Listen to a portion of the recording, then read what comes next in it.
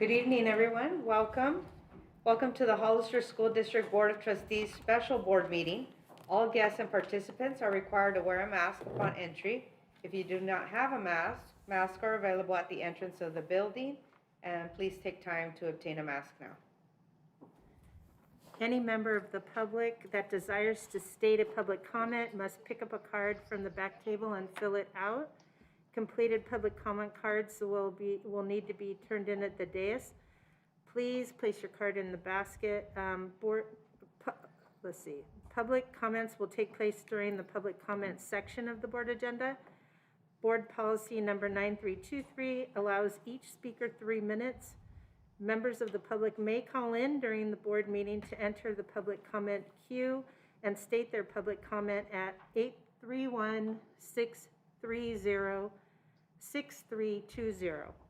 The Brown Act, Open Meeting Law, prohibits the board from taking action at this meeting on items discussed during this time.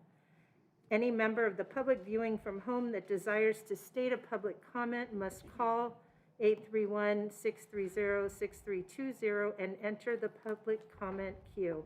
When prompted, please state your first and last name and associated school site. You will have 3 minutes to complete your public comment. We will go ahead and begin our board meeting, and we will start with roll call. Lisa Marks. Present. Jan Grist. Present. Elizabeth Martinez. Present. Kathy Toasty. Here. And Carla Torres de Luna here. And who would like to lead us in the flag salute? Any volunteers?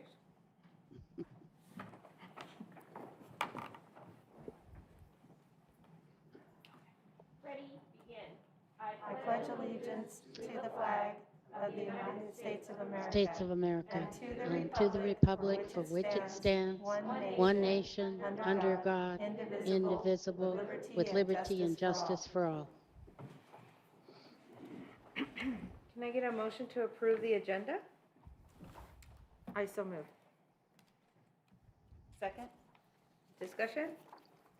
All in favor? Aye. Aye. Anyone opposed? Okay. We will move to public comment. Okay, should I take phone first? Okay. How do I do that? See, and then we'll put it on speaker. Okay.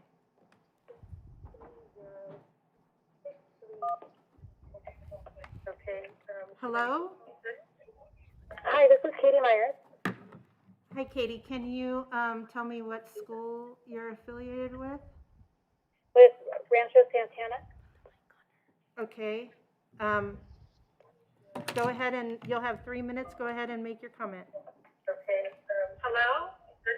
Hi, this is Katie Myers. Hi, Katie. Can you tell me what school you're affiliated with? Yes, with Rancho Santana. Can you lower your mic on your side? Go ahead and you'll have 3 minutes. Yes, on my phone or on the meeting that I'm watching. The meeting that you're watching, please. Okay, got it. Go ahead.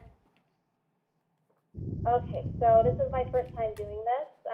So hello, my name is Katie Myers. I'm a parent in the Hollister School District. My reason today for calling in public comment is because a few weeks ago, I heard the news that the school district would be cutting jobs for 12 PE teachers in the elementary and middle schools. I did not hear this through the school, on the news, or from any other parents, only because students were talking about it and overheard it from other teachers talking about it at school. Also, my son is the one who actually told me about it. He was pretty upset to hear that his coach would be cut. And I know that there was a vote on it in the board meetings that the public is able to attend and listen to, but realistically, as a working parent, we do not always have the luxury of sitting in a 3-hour meeting to listen to what is on the agenda. And I want to know what happened with the voting procedure and how the parents of the Hollister School District were left in the dark. I would like to know what the school board plans on using for a program to replace these educators. I would like to also state that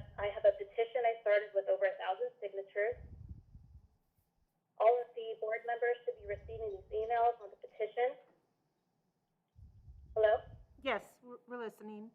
Okay, sorry, it keeps interrupting me. Okay, so I would like to be the voice for the parents of the Hollister School District who signed the petition. I do not find the vote ethical or acceptable. We also believe that this will end up having adverse effects on our children by not having a standard PE program that's been in place. I hear that the program involving the classroom teachers teaching physical education using workbooks and videos.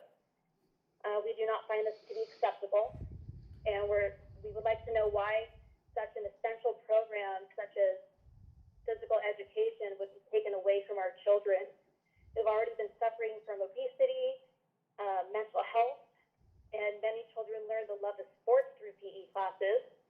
And this is sometimes this is the first time that these children have been introduced to these sports by these amazing educators. Our teachers have been through so much during these last few years during COVID. They've stood up and have been there for our kids, and we need to do the same for them. Thank you.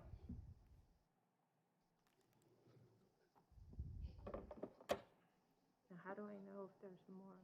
It'll show on the light. It's Yeah. red. No, if it's ringing, the corner light will show. This one will pop up. Yeah, but last time there were some held. I think it'll pop up. Maybe She's let's- still on. Is she? It hasn't hung up. Missed 5. So We'll would just they wait. still be in the queue? The red light would flash on the corner. Okay. Okay, great. Then we'll start with the in-person ones. The first one turned in, didn't have a name on it, but it did refer to PE cuts. If you'd like to come to the, and if you could state your name and the school. Hi, my name is Denise McNett. I teach 5th grade at the Accelerated Achievement Academy, and I'm also a parent of a 5th grader in the Hollister School District. I've been a teacher in Hollister since 1995. That's 27 years of teaching in both times of plenty and leaner times. I have worked here through various eras in which we have had layoffs, program cuts, and supply budgets under $200 per year per teacher. I have seen many of my colleagues get laid off, only to be hired away by another district somewhere else, needing to either sell their house or commute far distances to work. I understand that according to what we are hearing, our district is currently in a budget crisis equal to or far surpassing some of the leaner times I have experienced in the past. These previous 2 years have been hard on all of us. We have been asked to find new ways to teach, collaborate through screens, assess students through unconventional means. I am sure that you all agree that students have also been stretched mentally as we've asked them to learn differently, communicate electronically, and spend many more hours sitting than ever before. I, for one, have gained more than just a few new strategies. In fact, I have my own COVID-15 to show for all the extra time spent in front of the computer last year. Many of our students have also gained weight and are struggling both physically and mentally as a result of the sedentary months of distance learning. We were recently informed that our elementary physical education program was removed from the LCAP budget for next year. I am not sure why it was taken out, and as a parent and teacher, I don't believe I was asked for input on this issue. It is something that I'm convinced many parents will be upset about when they are informed. I am convinced that cutting PE teachers will have a drastic and lasting impact on every student in our district, since the PE department works with every single student at some time or another. In a PE program, students learn more than just how to throw or kick a ball. They learn teamwork, how to take turns, and skills for lifelong fitness. They get the benefit of getting to know another adult who cares about them and a break from the one other teacher they spend the rest of their school day with. With a PE teacher, students have experts trained in the correct handling of the equipment and who know the proper techniques and skills necessary to help students gain proficiency in a sport or game. To our students, the amazing PE staff we have are so much more than just another teacher. Accelerated Achievement Academy is a Capturing Kids' Heart school. We start each day with a few of our students telling us their good things. Invariably, on Tuesdays and Fridays, our regular PE days, students will say that their good thing for the day is that they'll be having PE. Please keep in mind that while students are at PE, their regular classroom teachers are not just kicking back in the lounge eating donuts. We're collaborating with our teammates to ensure that our students are getting the best, most consistent program we can provide. Prior to having a PE teacher, elementary teachers were never given this essential and valuable time to collaborate with their peers. Now we are able to discuss our lessons, hold mini pre-student study team discussions, look at data, reteach, and communicate with parents. The 20 minutes provided in our contract before school and the 35 minutes after school are just not enough time for the kind of collaboration, planning, and teamwork that we need in order to have the best program available for our students. Yes, I'm a multiple subject teacher. With my credential, I can and have taught PE before. And of course, if you eliminate the elementary program, I will teach it again. But there will be a cost greater than just the salaries of our PE staff. Please reconsider the importance of this program and the effect of cutting it that it will have on our staff, our students, and our community, but mostly on the amazing physical PE teachers, physical education teachers who will be displaced by this decision. Thank you. Thank you. Next would be Nicole Falcons.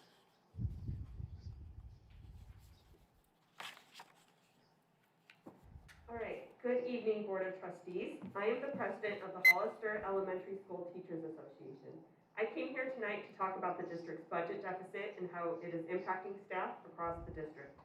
The district mismanaged their finances, plain and simple, to the point where they claim millions and millions of dollars will need to be reduced over the next several years. This fault lies entirely with the district and the board. HESTA members and the children that we teach are not responsible for this. And now we are the ones suffering from the supposed budget deficit. I work with a lot of new teachers because continued instability in the district makes teachers not want to work here. They came to me last week so anxious about getting the pink slip. Some people have moved all the way across the state just to come and work here. It would be a shame to see those teachers have to move yet again and disrupt their entire life because the district had to lay them off. After they put their health on the line to work at our schools throughout the pandemic, it would be a shame to see children lose out on crucial PE time if the elementary PE teachers were cut. COVID has been disruptive and traumatic enough, and despite the amount of money the district received last year from the government, well over $10 million, they're still in deficit spending. The district will certainly get more money from the state this year too. And according to CTA records, the California Teachers Association, my site rep, the district is hiding millions of dollars in books and supplies that have not been purchased this year, and it is far more than the district typically spends on these things. The district has continued to waste its money and has not asked for input from stakeholders. For instance, the district spent, from what I heard, $800,000 to buy a Lego robotics program. Maze is struggling just to find teachers who have enough energy to devote an hour after school to teaching Lego robotics to our students. While I at first championed that program and I myself used it for Migrant Saturday School, if I had known such a costly program was part of the reason why the district is now claiming to be in deficit spending, then I wouldn't have supported the program. The workload of all HESTA unit members who are frontline workers have increased tremendously, yet because of the budget cuts, not a single member will be compensated for the increase in the many extra duties and risks that we have endured due to the pandemic, such as the increase in independent study contracts. In other school districts, such as Alley South, teachers agree to an MOU where they will be paid for the time they spent processing contracts. But in our district, they told us compensation was off the table. In fact, there are large raises happening in other districts, whereas our district seems to be planning no raises. The district has known about their situation since October, and they have yet to really determine how much money they have. They will not know the budget when they lay off the individuals that they may eventually find that they don't need to go. In the end, this hurts our kids. It is a travesty that as we are starting to come out of pandemic issues, we are having to enter into issues at school sites such as losing PE, qualified teachers, classified staff, and more. Thank you for your time.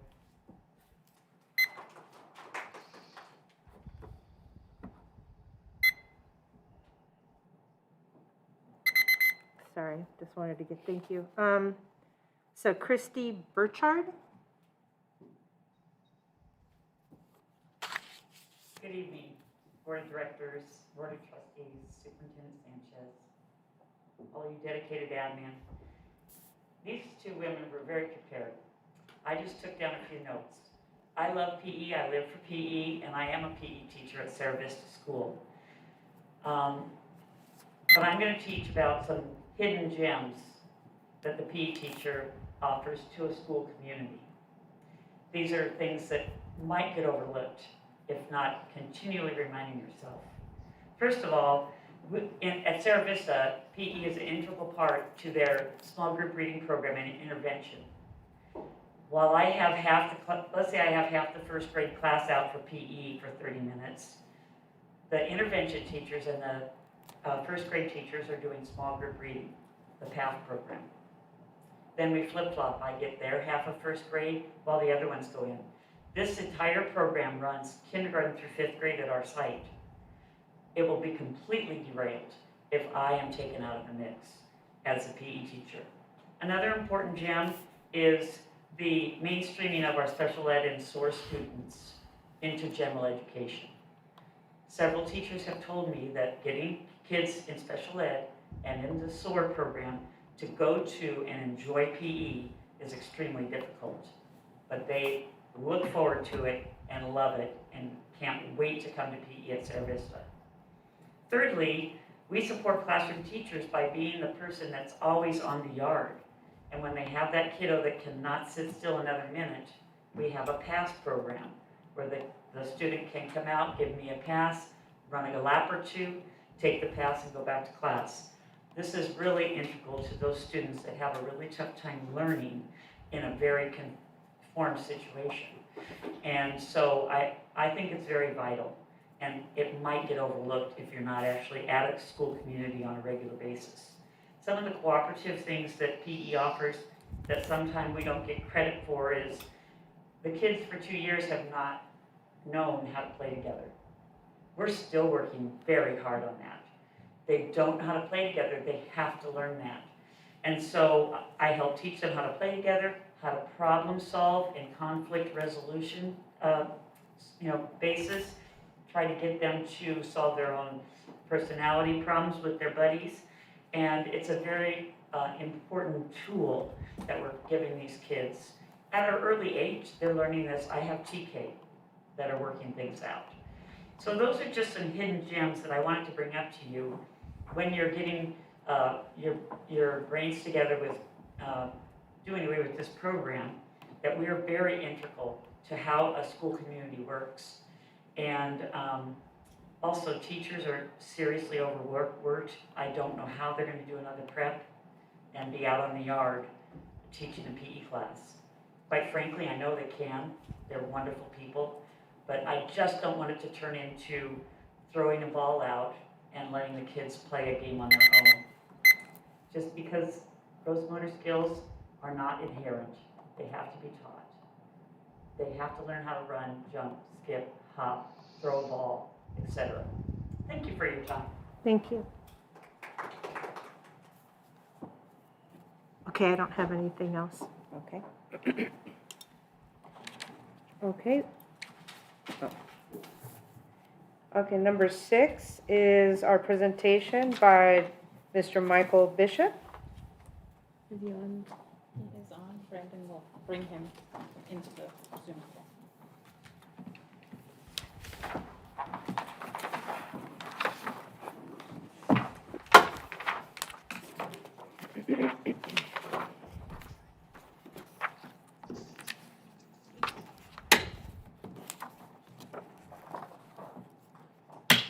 Hi, Michael.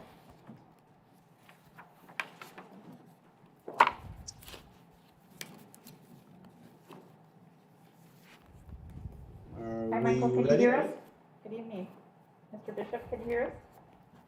Yes, I can hear you. Okay.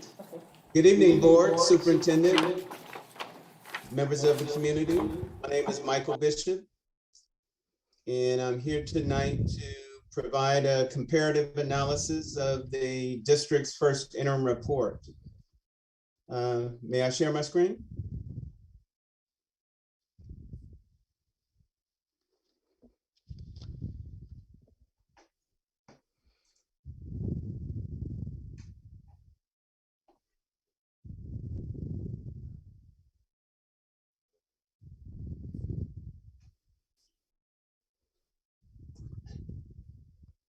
And since I have my screen shared, I will not be able to recognize the person that is talking to me to the extent board members want to ask questions. So if you have a question, if you could lead with your name first, that will help me understand who's asking the question, because the the window that I have on my computer is very, very small at this point. Okay, with that, I'm going to start. I thought I would start with reviewing the work that my company is contracted to perform for the district. And this slide identifies the contractual elements related to the scope of work that the board approved at a board meeting in November. The contract identified this scope, and we are working on primarily the first 4 bullets. This Yes, is ma'am. Elizabeth Martinez. Can you please put it on presentation mode? Because right now we're only able to see the first page. It is on presentation mode. It is not on our end. Maybe he has to click to the next. Because right now we're only seeing the very front cover. You're seeing the front cover. Are you seeing the second page now? No. Brandon, what are you seeing? Let's see. It's still in the PowerPoint, it's not in this presentation. Okay. He probably just has to click on the second. He said he did though, on his end. Are you in slide? Yes, I am. He's capturing the slideshow mode, but it's actually capturing his PowerPoint, not the presentation of it. Yeah, so how do we fix that? So he needs to escape and then, it's hard to say, but he'll have to alt tab. Do you still have it in present mode right now? Are you still in present mode right now? Yes. If he uses alt tab, you can cycle through and you can go back to Zoom and choose the presentation. Can you see the second page now? No, No, our IT person is saying you should alt tab through to select on Zoom presentation mode.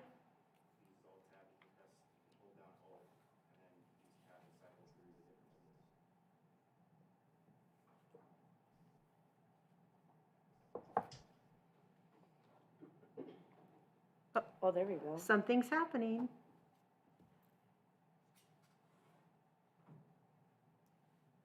Alt tab, and what was, I didn't catch the rest of that. If he just does stop sharing, then he can, I don't know. Can you try to stop sharing and then see if you can fix it on your end?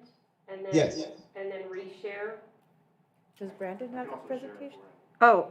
Oh, also, our IT person can share for you.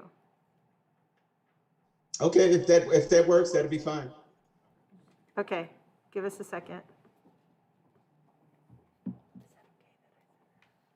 Totally. Teamwork. You're the tech person. Although I don't know what you're saying. No, I'm sure that's not true at all.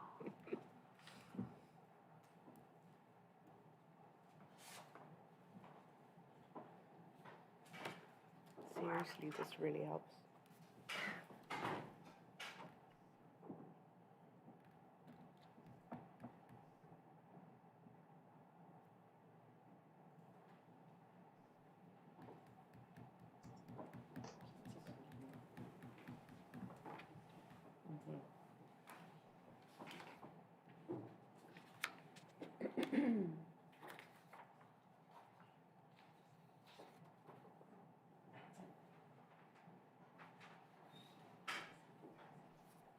Okay, next slide, please.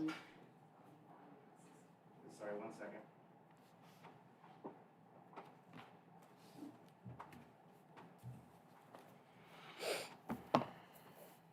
There we go. Awesome. Yay.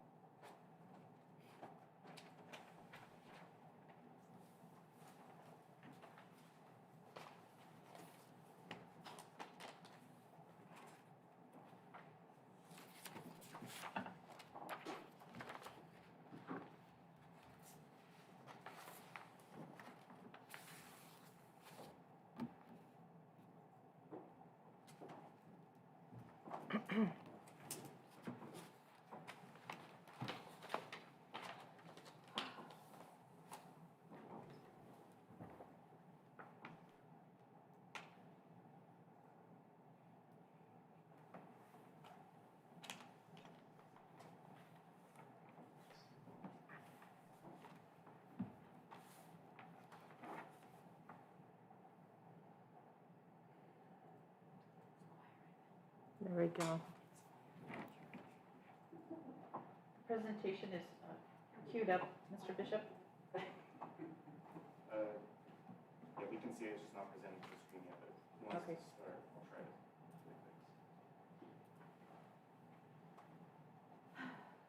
It's on our screen.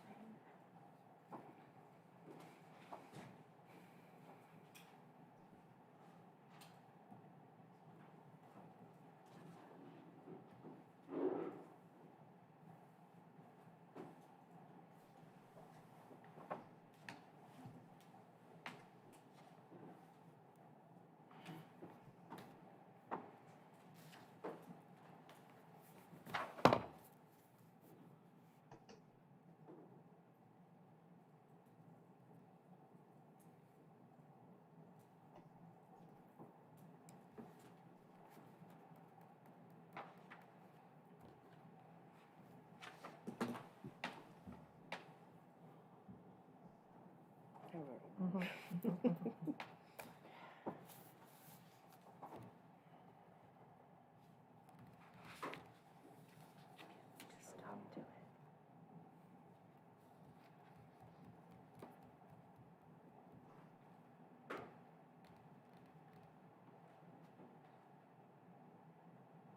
Do you want to try again? Mr. Bishop?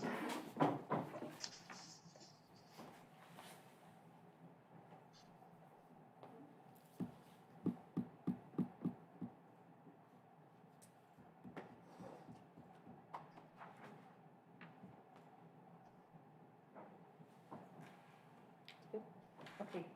The presentation is ready to go, Mr. Bishop. Okay. Erica? Can we advance to the next? There we go. Thank you.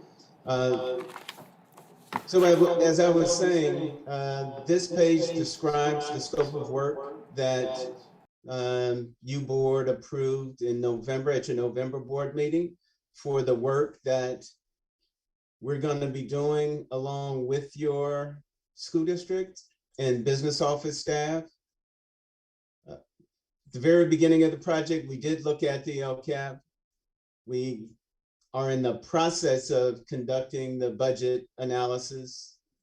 And along the way, we are helping to advise, revise, and build what we would recommend to be a sustainable and solving budget going forward.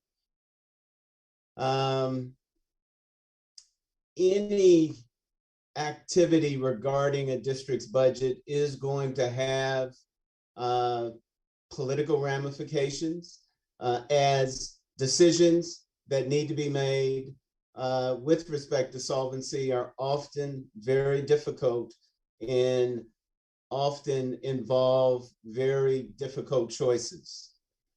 And as we get through this process, we are identifying, and along the way, we will be making recommendations to business office staff to make sure that we streamline as much as possible all functions of the business office with the aim towards supporting district schools and monitoring and adjusting district budgets in a timely basis. And we will provide coaching to the business department leader for the remainder of this year and for next fiscal year. So that's the scope of our work. Next slide, please. And I know this page is very difficult to read given the size of the print, but we felt it was important to identify, starting with last year, to make the analysis simple, how your budget has changed in each of the reporting periods. So for 2021, the year that just ended, we have up the adopted budget, the first interim budget, second interim budget, estimated actuals, and unaudited actuals. Those 5 columns complete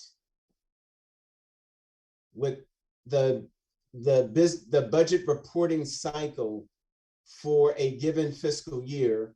And since the 2021 fiscal year is complete, this completes the budget cycle for your district for the 2021 year.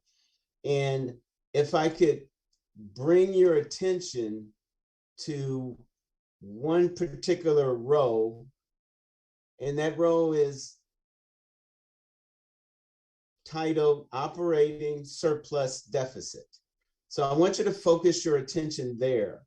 And when you adopted your budget last year, you reported almost a $1 million operating deficit. Then when we went, and that would be on or before June 30. And then we go to the first interim reporting period, which is December 15. That roughly $1 million deficit is now being reported at $1.5 million surplus. Then when we go to the second interim report, which is March 15, on or before March 15, the operating surplus is still a surplus, but it's diminished to a little over $600,000. Then when we move to June, which is estimated actuals, the estimated actuals for 2020 accompany the adopted budget for 21-22, you were reporting an operating deficit of almost $650,000. And then when we get to the unaudited actuals, this represents the closing of the books. Now the district has an operating surplus of almost $3.9 million. So that is a lot of variability throughout the course of the year. And I just want to point out that variability and how your numbers are moving from one period to the next in very short increments, from June 30 of 2020 to December 15 of 2020 to March 15 of 2021, and then to June 30 of 2021. And your unaudited actuals are due on or before September 15. So that is a longer period of time, but there's not much operating going on. That's just physically closing the books by your business staff. So that is quite a bit of variability that occurred during that roughly 15-month period of time. And then we have your adopted budget, which starts out with an operating surplus of $371,000. And then at first interim, it goes negative or a deficit, $380,000, a complete change from 300 surplus to 300 deficit. Now we're looking at the combined general fund, and the combined general fund does just that. It combines the unrestricted general fund with the restricted general fund. The restricted general fund are programs, federal and state, that have restrictions on the use of the funds. And the unrestricted general fund are funds that can be within the law. Decisions can be made for the expenditure of those funds based on the judgment of the district staff recommending to the board how the budget should be constructed and what elements should be contained. So I wanted just to talk to you a little bit about the variability of your budget data and what these three financial reports actually show. The next slide will be your unrestricted general fund. And that's the fund that the district relies on to carry out the bulk of its activity, with the exception of restricted programs that are identified in the next slide, which would be your restricted general fund. Now, as we look at that same line, as we focus on that same line, which is the operating surplus deficit, when you adopted the budget for 2021, you started out with roughly a deficit of $1.7 million. 4 months later, at first interim, December 15, it goes from deficit to surplus, just a little bit less than 700,000.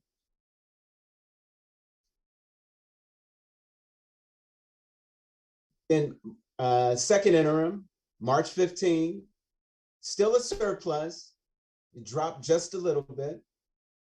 Estimated actuals, that would be June. We go from operating surplus, second interim, to a deficit of $1.1 million estimated in June. When you close the books, unaudited actuals, September of 21, you have a surplus of 2.8 million. So again, you see that variability come in when we look at the 5 reporting periods of fiscal 2021. And we're not reporting the audited financials because your contracted auditors are still working on the financial audit for the 2021 fiscal year. It should have been done in December, but auditors, like other employers, are having all kinds of COVID-related issues that are affecting employment. And as a consequence, for your district and many others in your county and many others across the state that your firm works with, they have asked for extensions to April 1 to complete the audit report.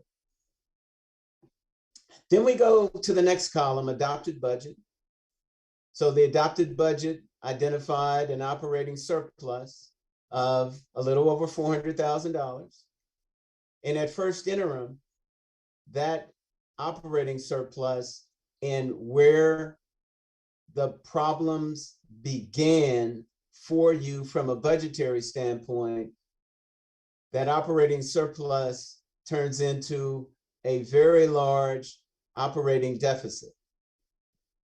And when a couple of slides down the way, we will get into a discussion of how that came to be, okay? But I wanted to show it to you in contrast with your adopted budget and the 5 reporting periods of the prior fiscal year.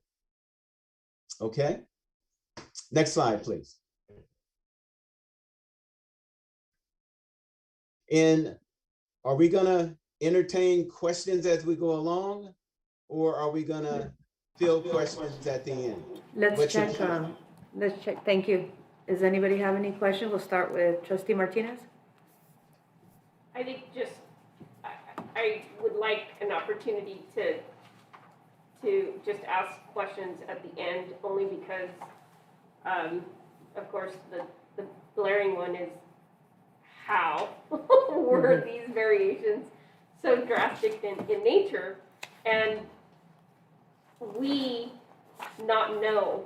I mean, we're not the experts in this, school finances, but for there to be such a huge discrepancy from, one column to the next, to the next, to the next, is like a roller coaster ride. And I can't even, I don't think I've ever seen anything like this before since I've been on the board. And I can't even begin to explain how or ask how this happened. But you said you were gonna tell us kind of a little deeper into how I'm hoping. Yes, correct. Yes, ma'am. Trustee Toasty? I agree. I think we should wait till the end. Okay. Trustee Marks? Same. Trustee Grist? Jan? Yes, I agree. We should wait until the end. I've been writing questions down, so I'll Okay, wait. thank you. Thank you, Mr. Okay, Bishop. great. Please proceed. Great, thank you. Next slide, please. I'm sorry. One back. One back, please. Thank you. This is the restricted general fund. And again, if we could focus again on the operating surplus and deficit row, we do have variability, but the variability is a whole lot less and involves very little operating deficit because of the nature of the fund. These are restricted funds, and in restricted funds, you get a dollar amount to carry out a fairly finite activity. And if you spend more than you get, that's on you, the district. You get reimbursed, and in most cases, these funds advance some of the funds, but at the end of the day, you have to wait for the balance of your funds to be received.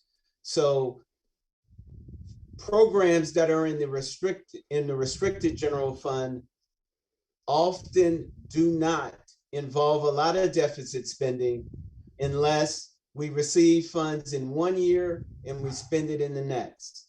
That would, by and large, explain any deficit spending activity. And although you see variability in the operating surplus deficit row, you only see one deficit, and that is in the adopted budget column for this year. And that's at a little less than 55,000. At first interim, that deficit increases to a surplus of almost the same amount of the deficit in the restricted general fund. One to pay for the other. Okay, so keep this $4.4 million number in mind. And if we could go back one more slide, please.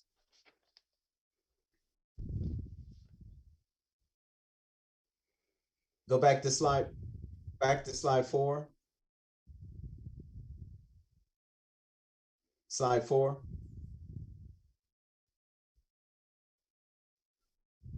There we go. There we go. So that 4.4 million surplus in the restricted general fund, we have a $4.8 million deficit in the unrestricted general fund. Okay. So that tells a story and presents an opportunity. So if we could advance to slide 6, please. There we go. Thank you. So observations related to that financial information, and in going through the observations, I will answer some of your questions. I know I won't answer all of your questions. So when we get to the very end, hopefully I've answered some of your questions. The how question, the why question, and invariably you're going to have other questions. If we go back to April of 2020, that's when your prior CBO, gentleman by the name of Gabrielle Mulason, yes, he left your district to go further north and work for a district in, I believe, Solano County or Yolo County, one of the two counties north of you. And since then, you have had inconsistent leadership in your business department. Often, when you have those kinds of transitions, often comes financial difficulties as it relates to the leadership and stewardship that the business office is supposed to provide. The second bullet, I showed you some examples of variability. I focused on the surplus and deficit, but when the surplus and deficit changes the way they change, that reflects changes in both revenue and expenditures. Because at the end of the day, a surplus or a deficit, a surplus is spending less than you get in revenue. A deficit is spending more than what you get in your revenue. Okay, so as the surplus and deficit varies from reporting period to reporting period, that's the end result of changes in revenue and expenditures, some of which might be in excess of resources and some may be less than resources. That's how a surplus and deficit is created. In an ideal world, the district would spend exactly what it receives and not more, not less, but we don't have an ideal world. A district has to maintain a reserve. So in most cases, districts build that reserve over time, and they build that reserve by creating surpluses over time. And we have to be careful not to have too large a surplus, because the district is a public entity and its business is to provide services. In this case, educational services to the students in your jurisdiction. So we should not have so great a surplus that we're not spending on program, but we have to be mindful that the state requires a minimum reserve level, and that minimum reserve level for a district your size is 3%. So your legal requirement is to maintain a 3% reserve. And that's what the county office is going to hold you to, and that's what the California Department of Education is going to hold you to. Okay? As we saw, the first interim budget varied considerably from both the adopted budget for this year and how you ended last year unaudited actuals. So that is something that creates a need to dig and review deeper to find out why that happened. And in a page or two, we're going to get into what we think leads up to the unaudited actuals being so much different from last year and the adopted budget of just June of this year. In discussions with staff related to the development of the first interim budget, we were informed that the county office, the San Benito County Office of Education, did not consider the adopted budget to be reliable. And there are reasons for that, and we begin to introduce the reasons for that in the next bullet. There were many more positions in the first interim budget than what was identified as positions last year when we reviewed the unaudited actuals for last year. Those additional positions appeared not to be provided for in the adopted budget. And these positions related to the new elementary school that opened this year, the new school that opened this year, as well as a number of positions in a variety of service areas that were aimed to address the conditions that have been caused by COVID related to student life. In the mental health area, in the special ed area, in other support services areas. We identified anywhere from the high 30s to the high 40s in additional positions. Some were easy to identify. They could be identified to the opening of your new school. But others, we were able to identify that these were additional positions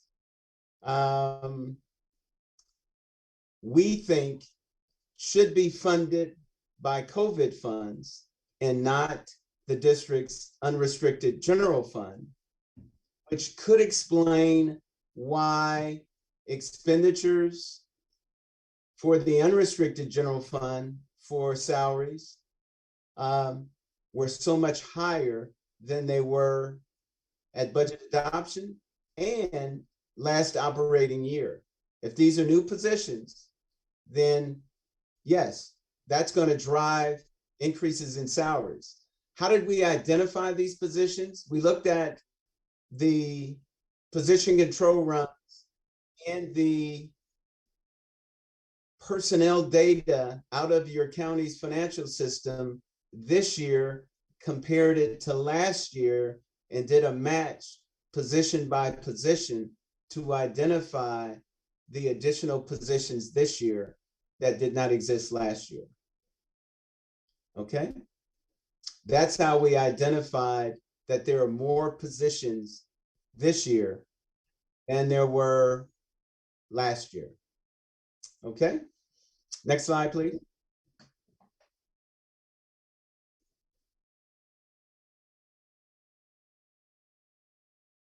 And as we look at the increase in salaries one year over the other, there was a negotiated salary settlement.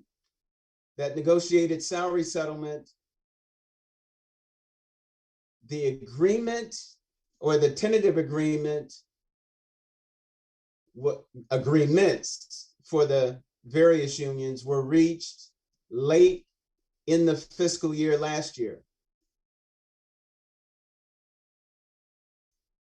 Negotiated settlements require what we call an AB 1200 document, which is a public disclosure of a district's negotiated settlement that has to go to the county office for review and approval before the governing board can act on it.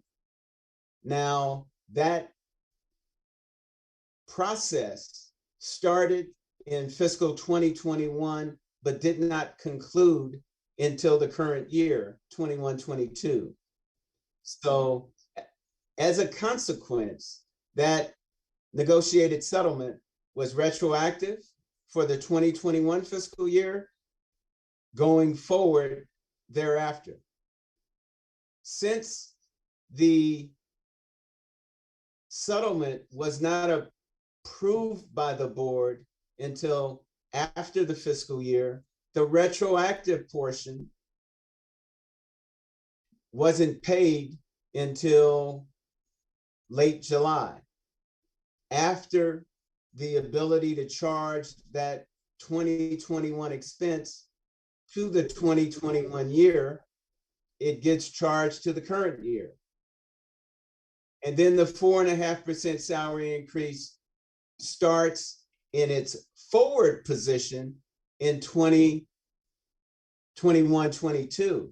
So for 1 year, fiscal year 21-22, we have the retroactive increase for 2021 included, as well as the increase that would be on the salary schedule that each employee would receive each month going forward. So because of the timing of that settlement, 21-22 bears the expense of 4.5% twice, or the equivalent of 9%.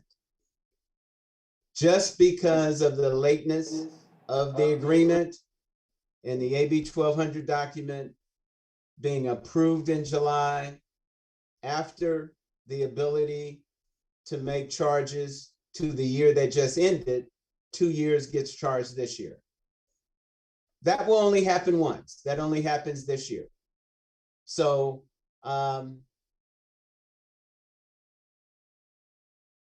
Elizabeth Martinez, we also have to consider the 1% that we just agreed to based on the the TA that we had agreed to. So we have to add that 1% also to this current year, retroactive to also 2020, 2021. So that's an additional 2%. You Because are it's correct. coming out of this fiscal year. Coming out of this fiscal year, you are correct. And the terms of that agreement is, if the fund balance at the end of the year exceeded a certain percentage, then that additional 1% is owed to the union. And you are correct. So those are unusual adjustments, but that is just the price of settling late, certainly settling late in the fiscal year, and that additional 1% could not be paid until after the unaudited actuals were prepared. So it wasn't known until the unaudited actuals were prepared on or before September 15th. The LCAP, next bullet, the LCAP as prepared did not appear to align with the adopted budget at all. And we are aligning it within the development of the first interim budget. Now we get into operational issues. The district should have staffing ratios that cover all authorized positions. And when I say authorized positions, those are the positions the board has authorized the district to have and the ability to fill in any given fiscal year. And it appears as though sometime over the last couple of years, staffing ratios, or it may even go prior to the last couple of years, staffing ratios as written aren't always being followed. The district's position control system does not operate as a position control system would be designed, and in a reliable fashion. And that too appears over time, the system just broke down, and all the processes that were built into the position control system were not operating in a reliable fashion. Now both of these, staffing ratios and position control, are crucially important elements because school districts by nature are labor-intensive activities. Approximately 90 to 92% of most districts operating general fund budget is consumed with labor costs. Certificated salaries, classified salaries. That's not a bad thing. That's just the reality of running a school district. But to make sure that we don't overstaff, we need to make sure to follow staffing ratios and need to make sure that our position control systems operate in an efficient manner. And when they don't, that is when we could have staffing issues, which means overspending, okay? Within the first, in the development of the first interim budget, it was identified that $2.7 million in salaries would be shifted from the unrestricted general fund to restricted funds. That is within the assumptions of the first interim budget.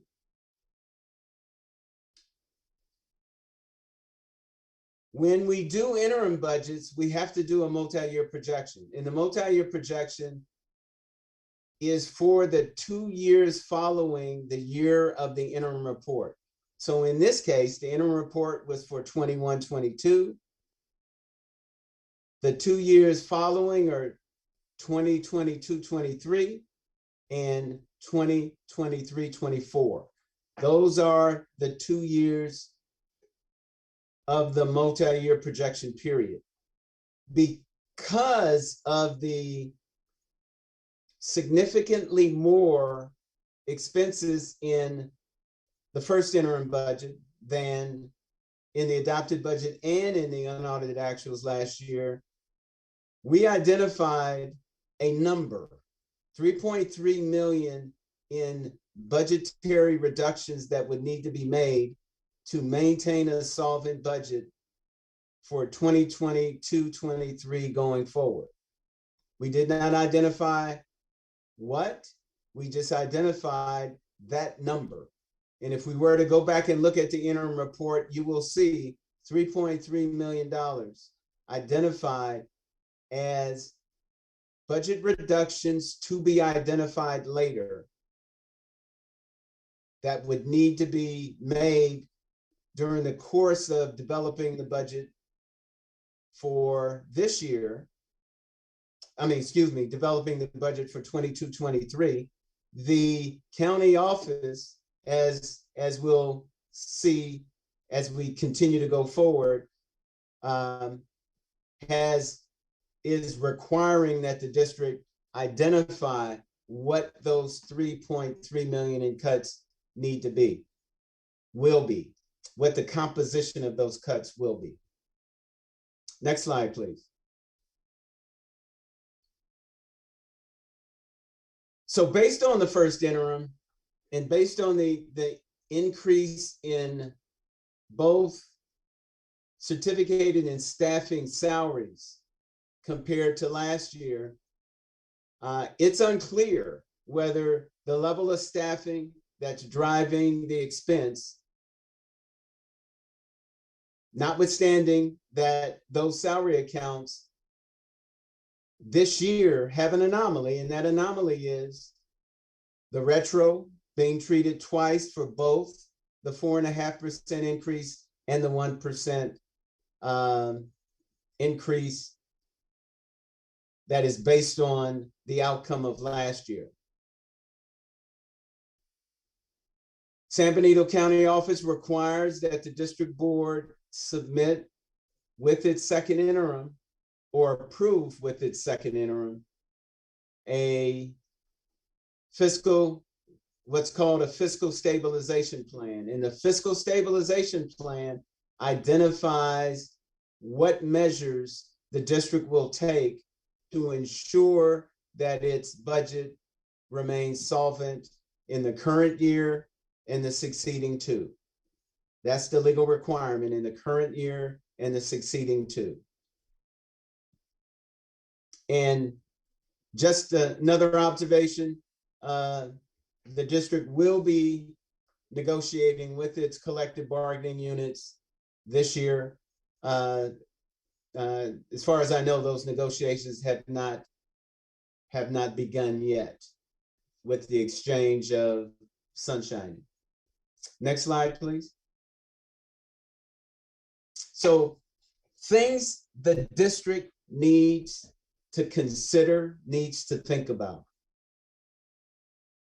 We started out the observations talking about inconsistent leadership since the departure of Mr. Mulesan.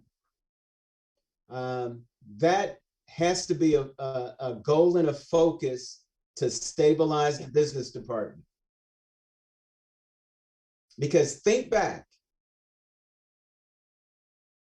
I've only been with your district for a few months now, but think back since that gentleman left and think through in your mind the budgetary activities that have occurred and the assistance that has been added since that departure. You've had consulting firm Ryland Consulting. You have now Michael Bishop and Associates providing assistance.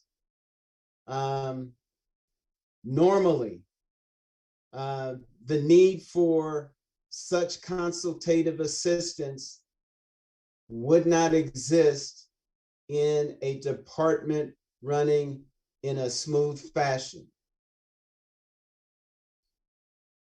Consultants, for the most part, get called in for the kind of services we're talking about, get called in when things are not operating and not operating smoothly. Okay, so that has to be a focus, and there's going to have to, and you're going to hear me say that's going to have to be a focus several times along the way until we get to the end. Second interim is due on March 15, on or before March 15. So there's a lot of work that the business department has to accomplish within the next 4 weeks. And quite frankly, within the next 3 weeks. We need to quickly determine if we can make that 2.7 million in salary shifts from the unrestricted general fund to restricted sources. And as we looked at ending fund, as we looked at the operating deficit and surplus in the two funds, which tend to be a mirror image, one deficit, one surplus, it seems to me that that should be able to be made. We also need to reevaluate how the district is using one-time federal and state resources and make sure that we use those resources in a way that helps address the funding difficulties identified in the first interim.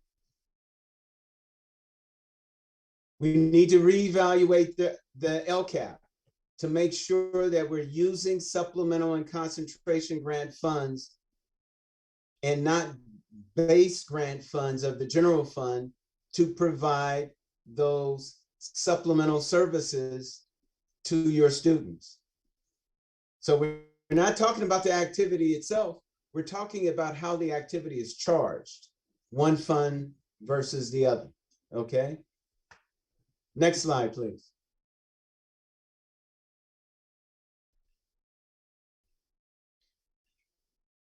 We need to quickly determine the level of current year staffing and if it can be continued into the future.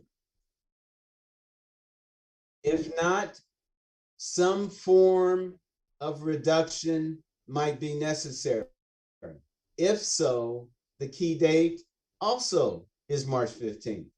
That's the date we call pink slip date. That's the date of preliminary notices. So it's a key date in a key activity. What we're doing with the district is going through staffing, going through funding of staffing, seeing what are the possibilities. As consultants, we don't make any decisions.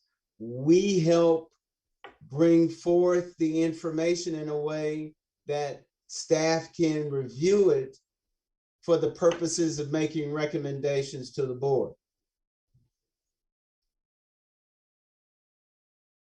We need to update staffing ratios to make sure that we're staffing at a level that provides for the service that is being rendered by the positions covered by the staffing ratio, but we are not staffing more richly than we need to.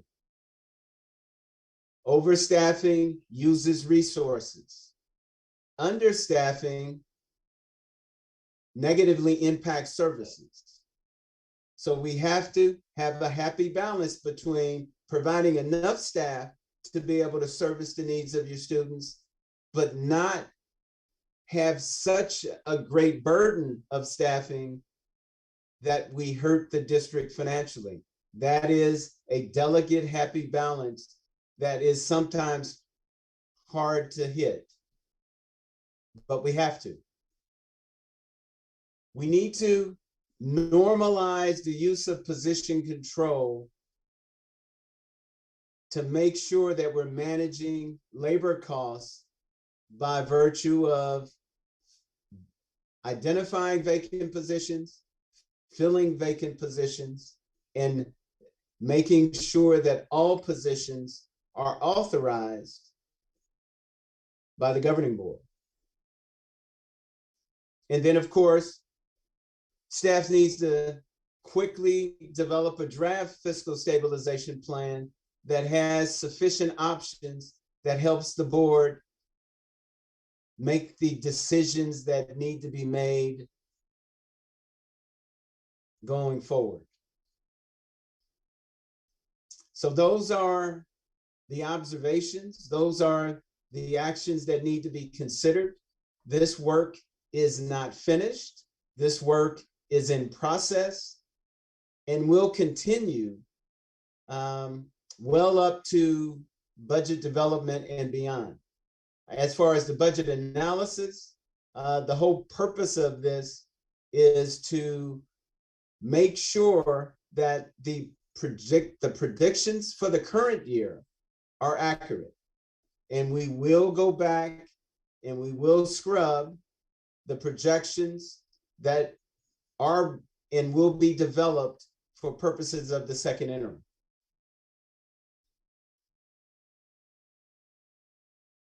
That brings us to the end and your opportunity to ask as many questions as you like and need to. Thank you, Mr. Bishop. Let's start with Trustee Grist.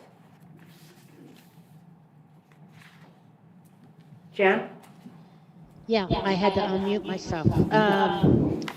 My first question I have is, hold on a minute here. What can a board do when a superintendent does not tell the board what they're spending money on? And how can someone get around the warrant process? Okay, that's two questions, two distinctly different questions. So the first question, a district operating normally, everything that you spend resources on come before you on an agenda, either action or consent agenda. As it relates to budget, your district relies on budget information 4 or 5 times a year. And I showed in the 3 financial slides what those periods are. You may want to consider, after we get through this difficult time, you may want to consider having budget information come to you in a more frequent fashion, other than the interim reports and the estimated actuals. Because right now you get an adopted budget, first, second interim, estimated actuals. So you're really getting budget information 4 times a year. Yeah, it's not enough. And one might say that's not enough. Okay. And a district has to make sure that it is transparent in its activities and its actions.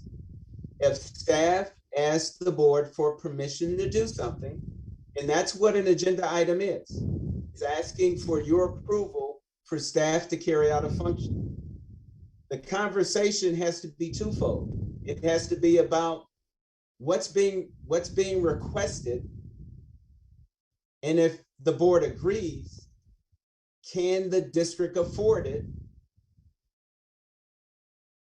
And you prove it to me by transparent, frequent budget reporting. Right. That's an attempt to answer your first question. The second question, how can anyone get around the warrant process?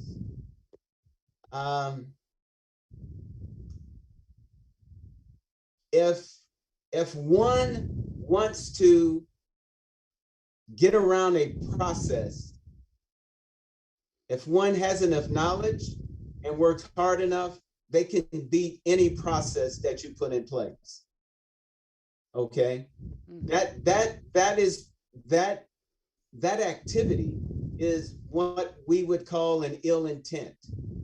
Okay, and to get a warrant, to have the county office approve a warrant, there needs to be a contract. It needs to be board approved, a contract or a PO, a contract or a PO, right? They have to be board approved. There has to be a vendor invoice that's approved. It takes those 4 things to produce a warrant. A commercial warrant, a payroll warrant is timesheet driven, but a commercial warrant, which is being able to use the district resources for something other than a payroll item, takes contract or PO, that's board approved, an invoice for services or goods approved by someone in the district. The county office will review those, and if they all match up, the county office will produce a warrant. So if someone has ill intent, all they have to do is figure out how to get board approval of a contract or a purchase order, have a fictitious invoice submitted that is signed by somebody in the district. If all 4 of those match up, then a warrant is produced.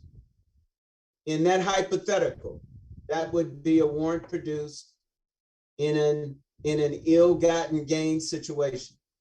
Okay. Okay. So I give it to you that graphically to let you know that our system depends on internal controls. So we have controls at multiple levels to avoid the possibility of those kinds of things. Right, right. Also, how can a board, what kind of procedures can a board put in place that will, and maybe you've already answered my question, not allow people to put false numbers into like a LCAP or into budget documents? How that happens is to have multiple individuals from multiple departments involved in these activities. Right. Okay. When you have those multiple people from multiple departments, that's called Everybody's self-checking then. exactly, and we Right. call that in the language we use, we call that internal controls. Mhm. When internal controls break down is when you have no review of activity. It could occur in any number of places. It could occur in payroll. It could occur in personnel.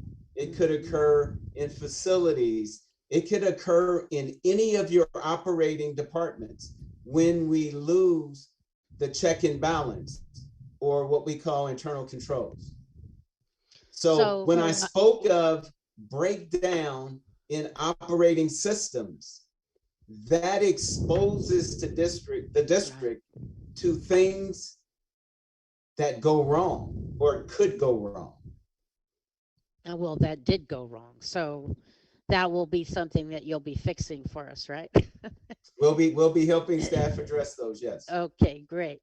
Now, I do have a specific question in regards to if we go to page 3, and I don't know if Brandon, you could get us back to page 3, and it's under books and supplies. And if you look at the last column, you'll see that for 2021, 2022, we're scheduled to spend 10,393,000 and change. Yes. And when you look at classified salaries, you see that we're going to spend 11,655,000.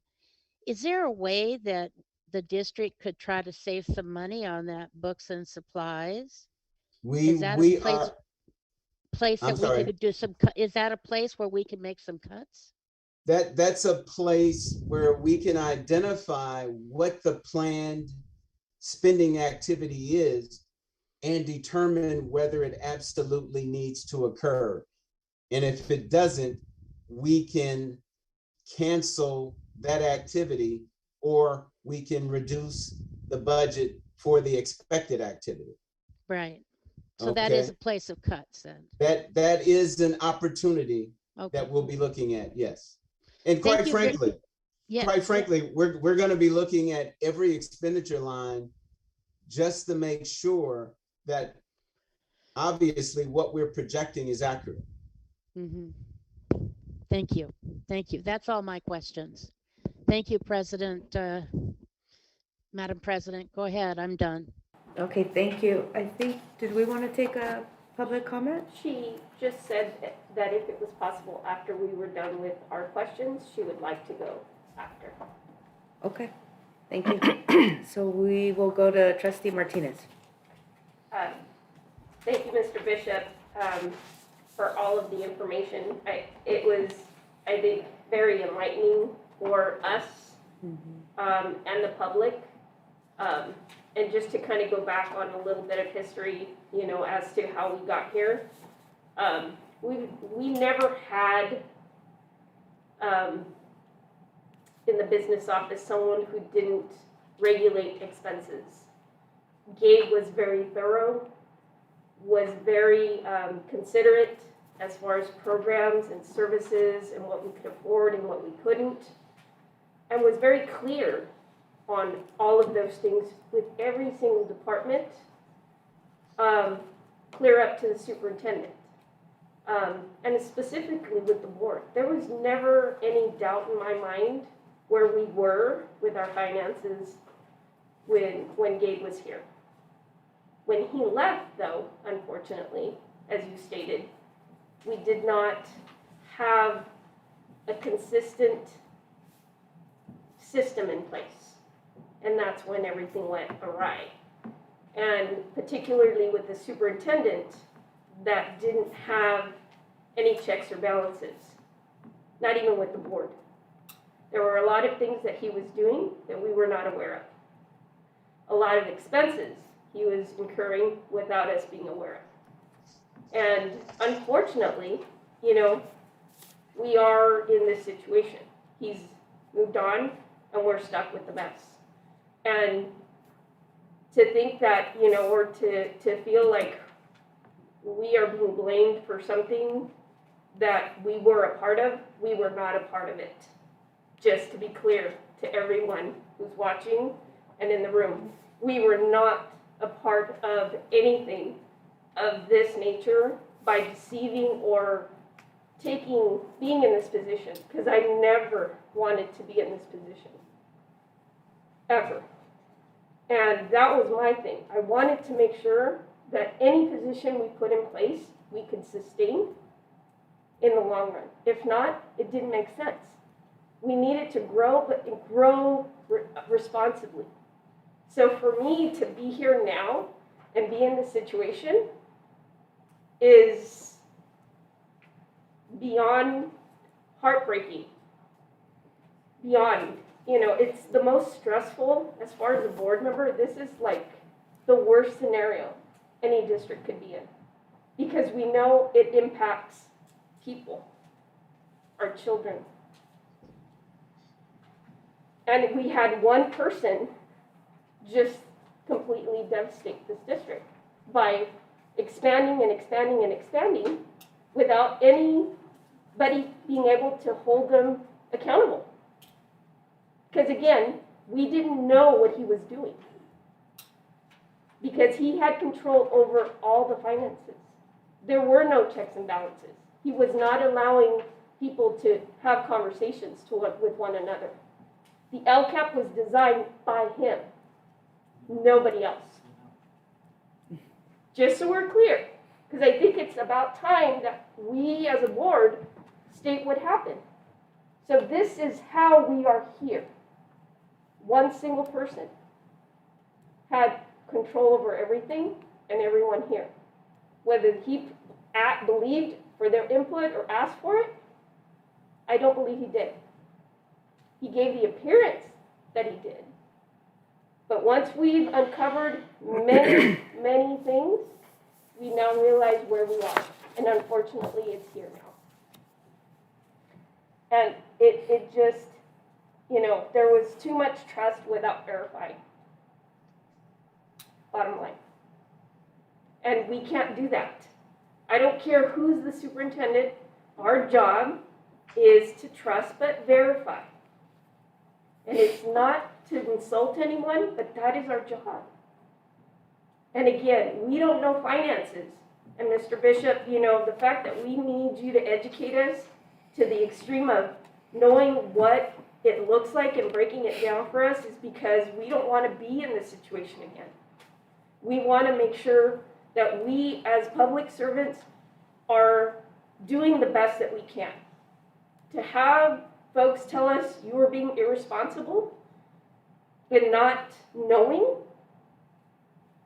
it is hurtful, because I don't even know how to answer that, you know, to that response. I don't know what to say, because I should have known better.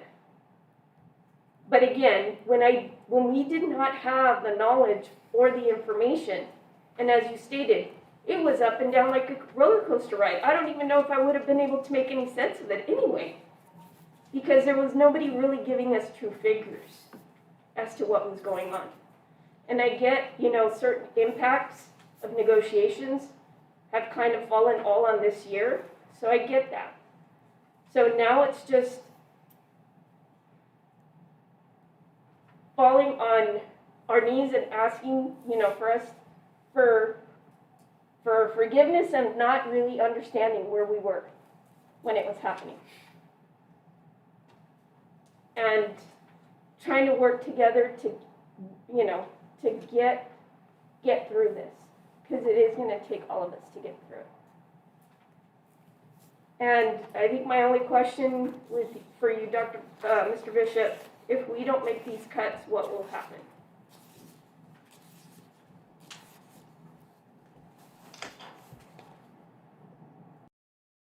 The first interim identified again, 3.3 million, approximately 3.3 million in cuts beginning in the next fiscal year.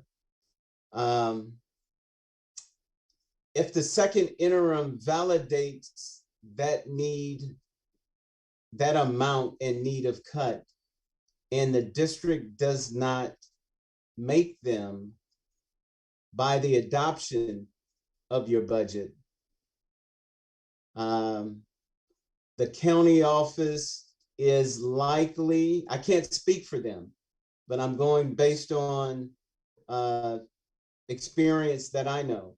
The county office is likely to assign a fiscal advisor to work with your district, attend your board meetings, and comment on the agenda items at each board meeting and let you know whether the county agrees or does not agree with the actions you take. That is the lowest level of county office intervention. The highest level of county office intervention would be if the district had to file a negative budget report. That would be either your adopted budget was not approved by the county for financial reasons, or you had to file a negative first or second interim report.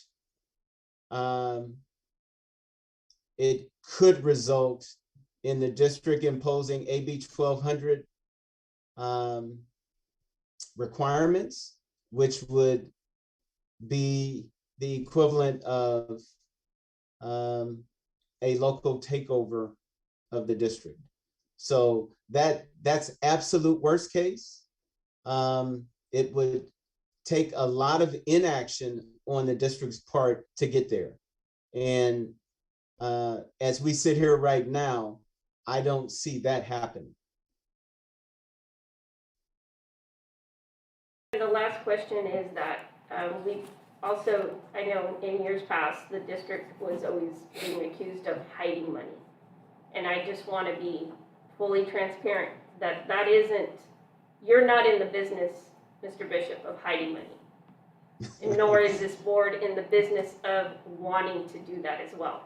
I don't believe, thank you for that, because I think it is important for us to be fully transparent as to where things, as you stated, if there's excess in books and supplies, as board member Grist asked, that everything is going to be looked at. And whatever figures are there are because we're going to be able to look at every aspect of our budget and try to reduce where we can with the least amount of impact to staff. That's the goal, and I can assure you that as long as we're working with your district, we will tell you,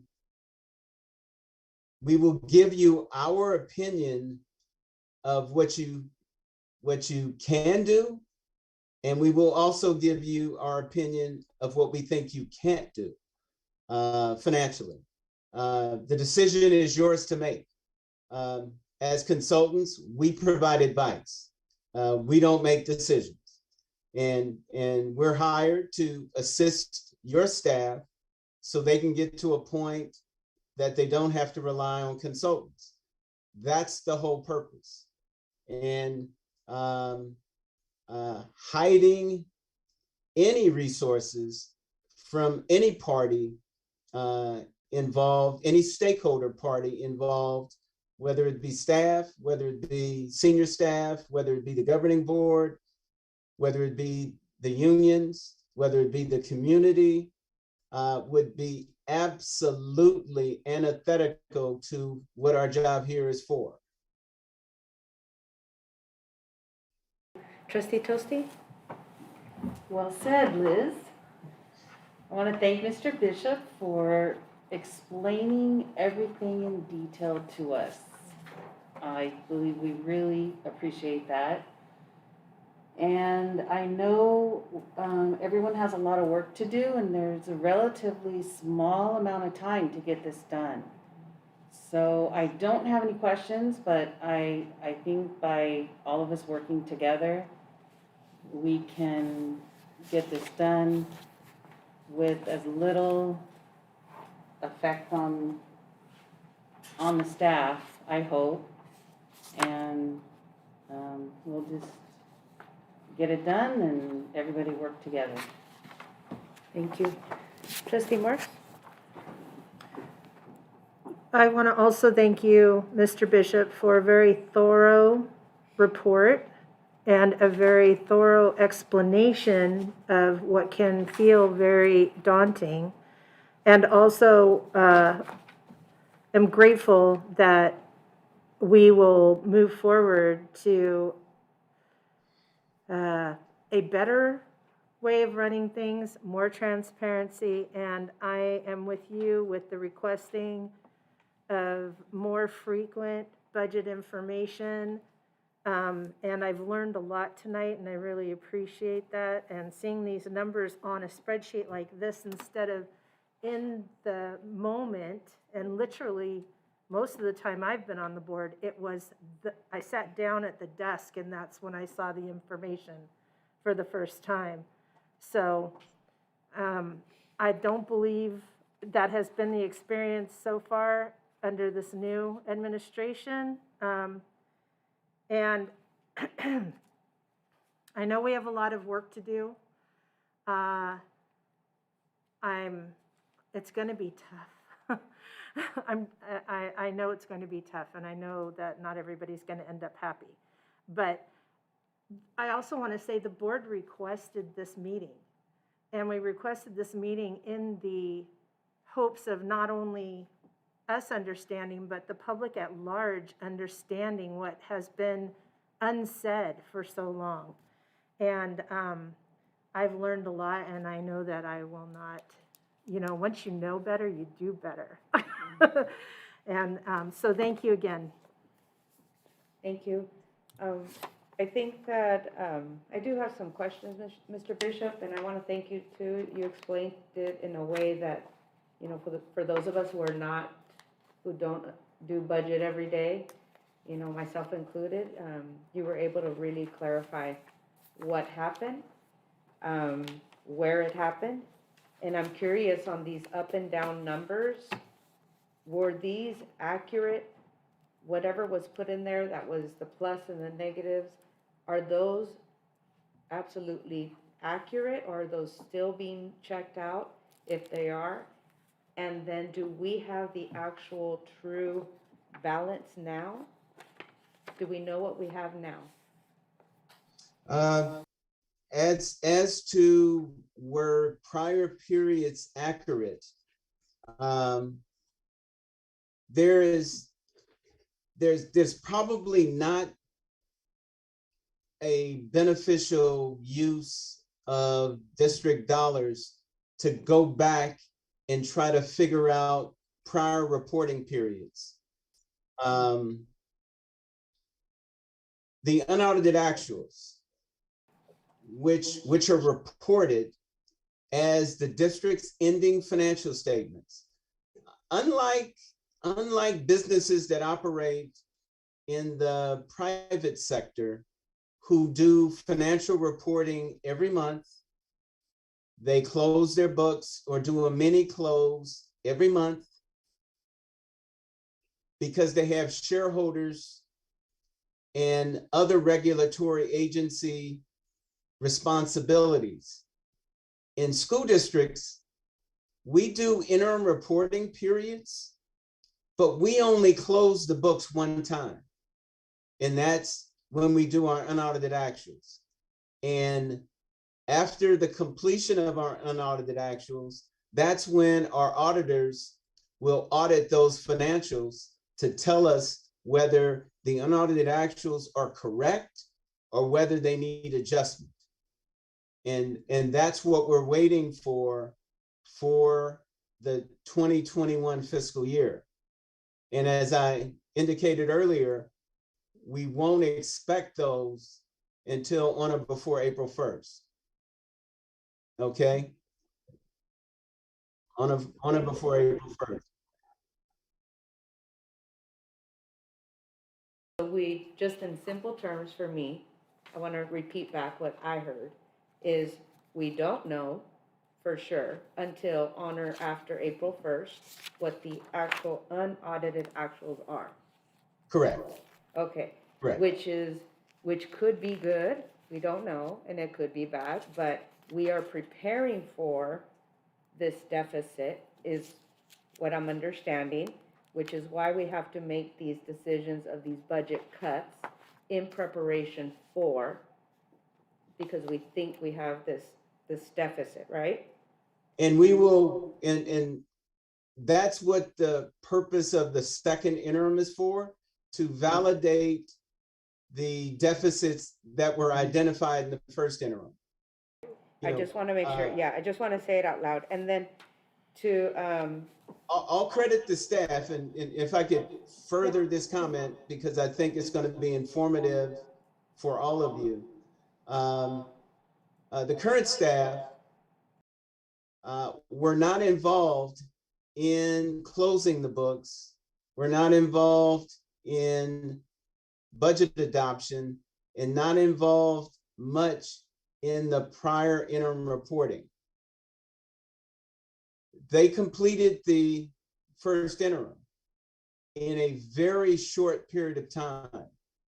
Okay, so we want to make sure, and that's a disadvantage to them. And we want to make sure that we provide as much time, as much support, so we can get as accurate as possible a second interim, which will let us know what the true state of the district is. and I think we do, I think it was important when we requested this, to do this in public, to do it together.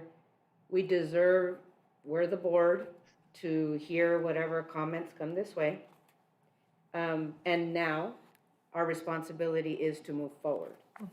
And I think it's important we've all talked about that we want to do it together, everyone. And that we have not identified any particular budget, like we have not said this area is going to be cut or this area is going to be cut. I want us to be clear about that. That is not identified as of yet. There are false comments being made about this specific position has been voted on. Not true. That has not been done. That is what is happening now. And so that's where we work together. And that's where I think Mr. Bishop has made certain recommendations in working with, here our superintendent, which, and I think everything is on the table.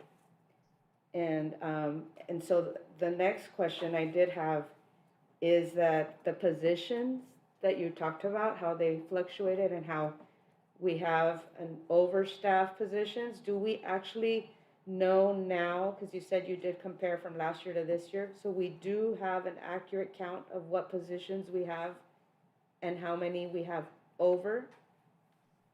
Yes. And you said, maybe I wrote it wrong, but I heard high 30s and 40s, but do we have an actual number?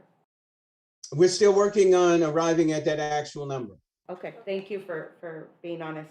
So But it's it's a around. high, it's a low of the high 30s. It's a high of the high 40s. Okay. So it's a swing of about 10 positions. Okay. And these are positions that are in this year's personnel information that is maintained by the county office and we can get an extract of that information, and we compare that information for this year with the same information from last year. And that's how we could identify new positions that exist this year that didn't exist last year. Thank you. And I think too, it's important that the public, because I heard you say this, and I think it's important for all of us to understand the way your recommendation is about how we have certain positions that are, because of COVID, and we were talking about these are our social emotional positions, Correct. and some of our others, that those could be potentially through other funds, through the grant, and I'm probably totally, let me look at my. The restricted one. No, you're right. You're right. Okay, Those grant- positions grant could funds. be charged to restricted, one-time One-time federal federal COVID-related COVID money. help. That Correct. is a good thing. That's a positive. I just want to make sure we say the good things, because that's like, it's a potential like, okay. All right, okay, and then clarify cuts, and then just, I think, I just want to reiterate something that superintendent said last time about if we do have cuts, we want to do it together, and we want to do it in a way that is compassionate. Yeah, thank you. Yes. So I think we're all in this together. We don't want to affect the students. We don't want our staff, as least as possible. But this was very helpful, Mr. Bishop. Thank you. You're welcome. We had a public comment. Cheryl Rios, and if you could say what school you're representing. Sure, thank you. I'm Cheryl Rios. I'm a speech language pathologist in the district, working at Mays, and I also live in the district. So I don't have a prepared statement, so my comments are going to be variable, just like the budgets and monies you've experienced over the past couple of years. When Mr. Bishop first started, he talked about how the money issues were political issues. He mentioned that, and to my mind, I was drawn to Reaganomics, trickle-down economics, and most recently, alternative facts. So that's where my mind went. And I've been in this district a long time. I've been in HESTA leadership a long time. I've been a negotiator. This current situation feels to me worse than going through the recession. With the recession, we knew the cuts were coming little by little by little by big chunk, but we knew they were coming. This is something that has sucker punched all of us. And the ones who are going to suffer the most are the students. And so while I know you mentioned just now that any cuts, if there are cuts, need to be compassionate, I also suggest a visual. They need to be student-centered in terms of we've got our student in the bullseye and everything else is concentric circles around that student. How do we protect that student? By protecting what is closest, nearest, dearest to the education and well-being of the students. That's all I'm going to say about that. One of the things that was also mentioned is a big hit to the district was the retro, 4.5%. Back in the day, we used to do sunshining in like October or November because we wanted to be done by April, May, June for the following year so that we weren't doing the retro. And over the past several years, in fact, when I was HESTA president, I was all set to sunshine in October or November And the district told me, oh, no, we're not gonna sunshine now. And so I waited. I sunshined in February. The district did not sunshine until April. So I think that it behooves us. We learned tonight. That really sucker punched us as well. And so I just want to also regarding the positions. Mr. Bishop said 30 to 40 in that area. You have retirees. You have people who are going to be resigning. You have people who you've chosen to not re-elect. I encourage you to look at those numbers and see if you can just absorb those numbers. Because I am concerned these budget situations are going to be on the backs of HESTA once again, on the backs of CSEA once again. Thank you.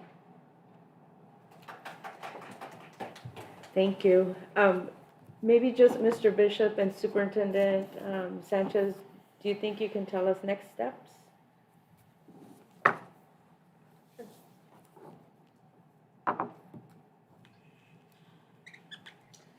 So the question is next steps. So we have the presentation tonight. Our next regular board meeting is February 22nd, at which time that is the board meeting on calendar. If the board will consider reductions, that board meeting would need to have action on the agenda in the form of a resolution based upon recommendations that will be brought to the board, and the board will need time to consider them. So tonight's meeting is not a meeting that will bring forward recommendations. Tonight's meeting simply was to allow for the board to have information as to the question, how did we get here? The date that we do have to keep in mind and backwards plan would be March 15th, when staff would need to be notified, both classified and certificated. The board would also have an option to calendar a special board meeting between February 22nd and March 15th. I know some of the board has asked about that possibility. But the next steps internally among staff are, as Mr. Bishop mentioned in the presentation, to look at the movement of staff from unrestricted funding to restricted funding and ensure that all of that movement is allowable and can take place. We had identified $2.7 million of movement that would take place. That will help to reduce adding on to the deficit. Right now, the deficit is that $3 million amount, $3.3 million amount. If we do not make that movement, then the deficit almost doubles. And we're closer to a $6 million amount. So internally, we have work to do with Mr. Bishop and Ms. Laura Pham, with the business department, HR, myself, and Assistant Superintendent. We will be working on those aspects of it. And we will also be looking at staffing projections. As we've talked about, this is the time of year that staffing becomes a priority for the district in regards to projecting future enrollment, projecting the need for hiring based on attrition. Another aspect of this which is unknown to date is that our class size MOU ends on June 30th of this school year. So we would need to determine as a district, or I would need to receive direction from the board as to whether or not you would like for me to engage in those conversations with our labor partners for an attempt to a class size agreement. So there's many steps to consider from now until the date, March 15th. So I think for me, the question would be, because Mr. Bishop indicated that staff would need to quickly determine the levels of current year staffing, to determine which positions or recommendations need to be given to the board. But my question is we have a regular board meeting in a week. Where are we with that process? And is a week even enough time to give the board scenarios of potential reductions in areas?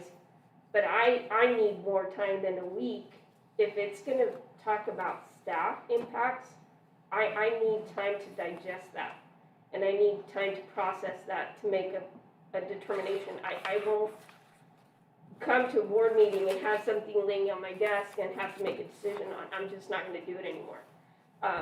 So that is my question right now, because I don't know if this decision has to also be made at a regular board meeting or by law, right? Because March 15th is gonna be way before our regular March meeting. So that's kind of the logistics where I'm asking for direction from both Mr. Bishop and Ms. Sanchez. So we do have a preliminary list, I would say, of recommendations for the board. It'll be a menu of options for the board to look at and select which options the board would like to move forward with to achieve the number of the dollar amount of reductions that are needed. Those are conversations that happen behind closed doors in closed session between staff and the board, decides at that time to direct staff to move forward in a certain direction. Okay. Do we have any other questions before, we do have a closed session today. Do you want to say your first and last name and just so My that. name's Christy Burchard, PE teacher, Sierra Vista. I might be oversimplifying this, but I just have a couple of comments. Is there any way, do we have any recourse or legal movement that we could make on the LCAP to reevaluate it and get it back to more in line with what we're used to having here in our district? That's one question. The second one is I could be really oversimplifying this, but if we were able to move the $2.7 million from unrestricted to restricted, that would put us in a really good position to make decisions for staffing. And then lastly, how can you make decisions on staff cuts when we aren't even going to have final numbers from Mr. Bishop until April 1st? Thank you. That is you want the board would like for me to? Yes, please. Yes. So the question to discuss right now would be, how would we make reductions or recommendations for reductions prior to knowing what the final numbers?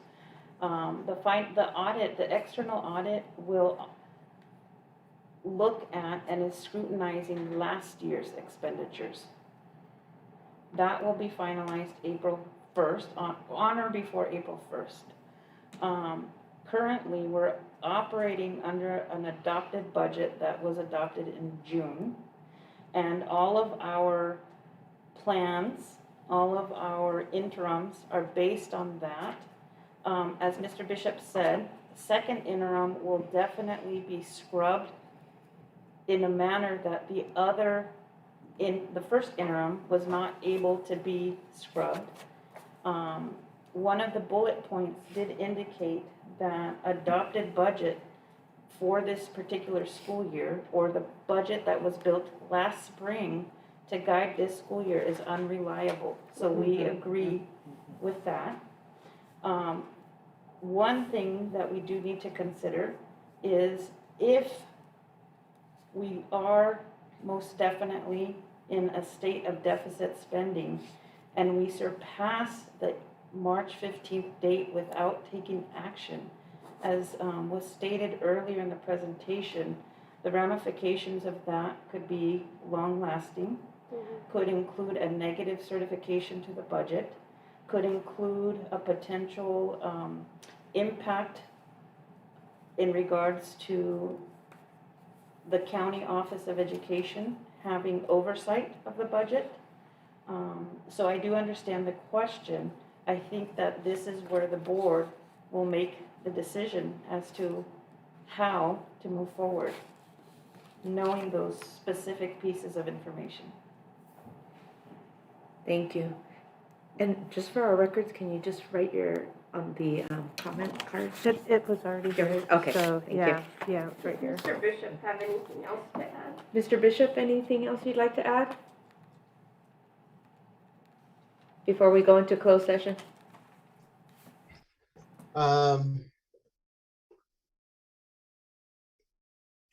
The last question really crystallized where the district is at this point, where on the one hand, we have to plan for what could happen while we're also verifying the data that is in question.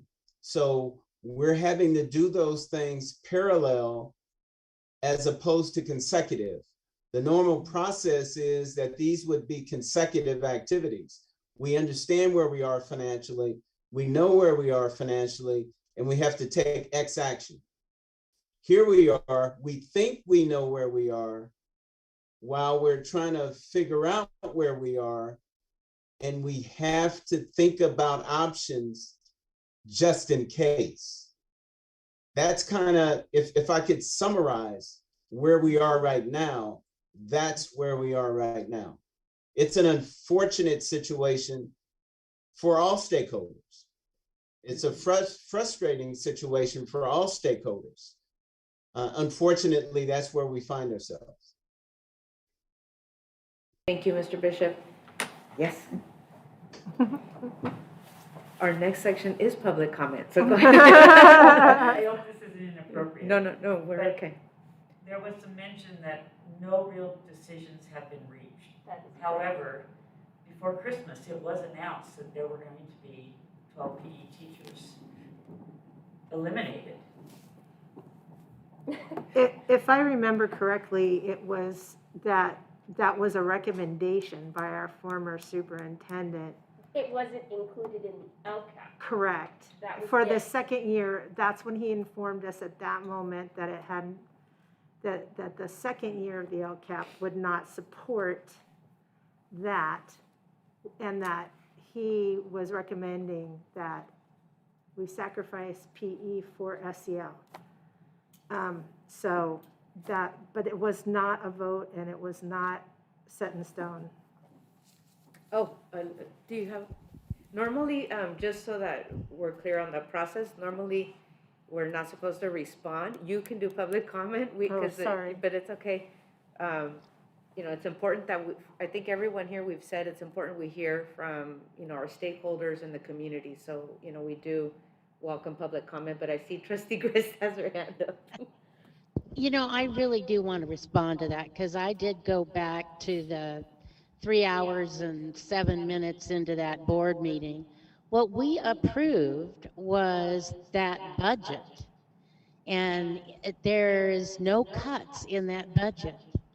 That's all we approved was a budget. There is no, we don't approve of any cuts. We don't do anything like that. The only time that a district approves cuts is when it comes in March. And this whole business about cutting teachers, specific teachers, I'm sorry, it just wasn't to be. Now, is it true that our former superintendent did not include PE teachers in the LCAP? Yes. But did we cut them? No. And frankly, I think that some people went, you know, on a bandwagon, and no one ever called me. No one ever emailed me or asked me what was going on. I would have told you, no, we didn't cut anybody. And this is a case of telephone, just I went the didn't wrong say way. that it was cut. It was mentioned that they were being considered to be cut. And that's when everybody got excited. Okay, well, so I guess from that, we would gather that we're just as equal as everyone else at the chopping block, if there has to be a chopping block. Okay, thank you. Thank you. So with that, unless there's any other public comment, phone or cards, looks like we're good. Then we will move, go ahead and can I get a motion to convene to closed session? I move that we convene closed session. I second. All in favor, or discussion? Or all in favor? Aye. Anyone opposed? Okay, closed session. Thank you for coming.